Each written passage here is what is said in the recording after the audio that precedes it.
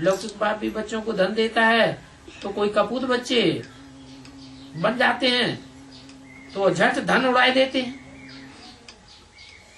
वो हैं हद के कपूत, यहाँ फिर हैं बेहद के कपूत। बाप इतना ज्ञान धन देते हैं और ज्ञान धन को यूं ही भिखारी दुनिया में मौज उड़ा करके खत्म कर देते हैं। अभी बेहद का बाप तुम बच्चों को कितना धन देते हैं। कहते हैं बच्चे मीठे मीठे, आज से 5-4 वर्ष पहले तुमको विश्व की बादशाही दी थी, कितने हीरे जवाहरात दिए थे।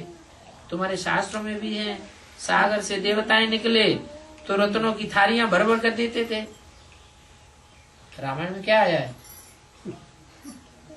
रामायण में दिखाया है ना कि राम जब रावण को युद्ध करने के लिए चले, सागर पार करने के लिए, तो उन्होंने सागर का आवाहन किया है और सागर नहीं आया तो उन्होंने बाण लेकर के उसको सुखा देने की युक्ति निकाली कि बाण नहीं आएगा तो सुखा देंगे। जैसे ही उन्होंने बाण उठाया वैसे ही सागर प्रत्यक्ष हो गया, रत्नों की थालियां भर भर के आ गया।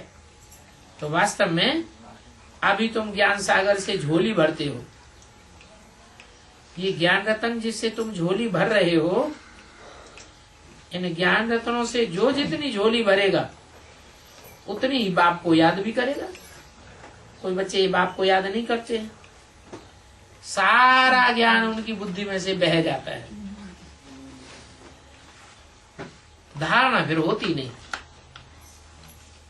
बाप कहते हैं उस ज्ञान की बातों को धारण भी करना है। 20:10-68 की वाणी का 3रा पेज। सत्ययुग में तुम कितने साहूकार थे, विश्व के मालिक थे, अथाह धन था, कितने हीरे जवाहरात थे। भक्ति मार्ग में ही सोमनाथ के मंदिर को कितना सजाया। सोमनाथ का मंदिर कब बना? द्वापर के आदि में बना। तो जो द्वापर का आदि का मंदिर था वो ही कितना सजा सजाया और कितना अतिचार धन था, जो विदेशियों ने कितनी बार आक्रमण किया? 17 बार आक्रमण करके और ईंटों में, गाड़ियों में, घोड़ों में, खच्चरों में भर भर के ले गए। इतना अतिचार धन था। तो सतयुग में कितना अथाह धन होगा, जरा सोचो। बाप कहते हैं इतना सभी अथाह धन तुमने कहाँ गंवा दिया।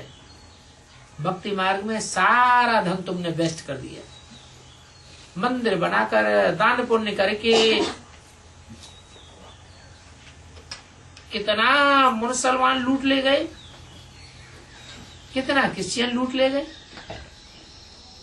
भक्ति मार्ग में तुम तो धक्का खाते खाते, धन गवाते गवाते एकदम खाली हो गए।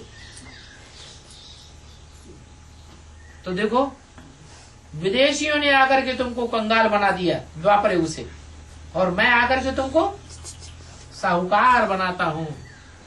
कहते हैं ये भारत सोने की चिड़िया थी। कैसी चिड़िया? सोने की चिड़िया, जो कोई के हाथ में नहीं आती थी, कोई उसको हाथ नहीं लगा सकता था।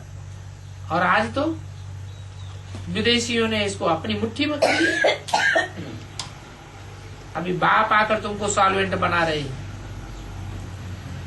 भारत 100% सॉल्वेंट था, फिर अभी 100% इनसॉल्वेंट खोखला बन गया। अभी देखो भीख मांग रहे हैं। कौन कौन भीखा मांग रहे हैं? भारतीय नेता है, विदेशों से भीख नहीं मांगते हैं पैसे की, हैं? हाँ, सहायता मांगते, तब तो ये सड़कें वड़कें बन रही हैं। बिना भीख मांगे कहीं है, इतना धन आ रहा है। चित्र में भी तुमने दिखाया है, इसमें डरने की कोई बात नहीं। भारत बेगर तो बरोबर है। तुम बच्चों की ये स्मृति आई है, हम विश्व के मालिक थे, बड़े साहूकार थे। अभी देखो भारत क्या बन गया।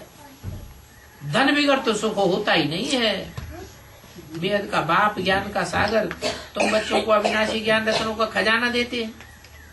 तो यहाँ बैठे बाप को भी याद करो और अपनी यहाँ स्थापन होने वाली नई राजधानी को भी याद करो।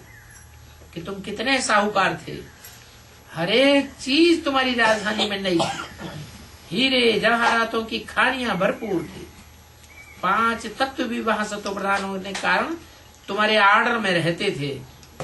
अभी तो क्या हाल है, कहीं खूब बरसात होती है, कहीं बरसात का नाम निशान नहीं है, कहीं इतनी गर्मी पड़ती है कि लोग मरने लगते हैं लू से, कहीं इतनी सर्दी पड़ती है कि सर्दी में ठिठुर के मर जाते हैं। तो 5 तत्व वहां तुम्हारे आर्डर में रहेंगे। 5 तत्वों की ताकत नहीं है पृथ्वी जल वायु अग्नि आकाश की, जो तुम्हारी इच्छा के बगैर हरकत कर सके। प्रकृति दास ही बन जाती है। कब बेकायदे गर्मी, बेकायदे वर्षा आदि हो ही नहीं सकेगी। नदियों की उथल पुथल भी वहां नहीं होगी। बेकायदे काम कोई भी होता नहीं। दुख की वहां रिंचक भी बात नहीं होगी। वहां थोड़ी अगरबत्तियों आदि की दरकार होगी। जो माहौल खराब हो जाए, दुर्गंध युक्त हो जाए तो तुम्हें अगरबत्ती लगानी पड़े। वहां तो नेचुरल खुशबुएं रहती है। बदबू वाली कोई चीज नई दुनिया में नहीं होती। वहां नई दुनिया में तुम ये लकड़ियां आदि घास फूस आदि थोड़े ही जलाते हैं जो धुआं हो जाए। क्या कहा है? लकड़ी जलाने की जरूरत ही नहीं, आग की जरूरत ही नहीं होगी। क्या वहां आग ही नहीं होगी। आग तो इस दुनिया में है। वहां तो नाम ही है स्वर्ग, हेवन। अभी तुम पढ़ रहे हो हेवन में जाने के लिए। जैसे अलिफ बे पढ़ाते हैं, नीचे धरती पर बैठ पढ़ाते हैं ना, तो बाप भी देखो तुमको कैसे बैठ पढ़ाते हैं। अच्छा, ओम शांति।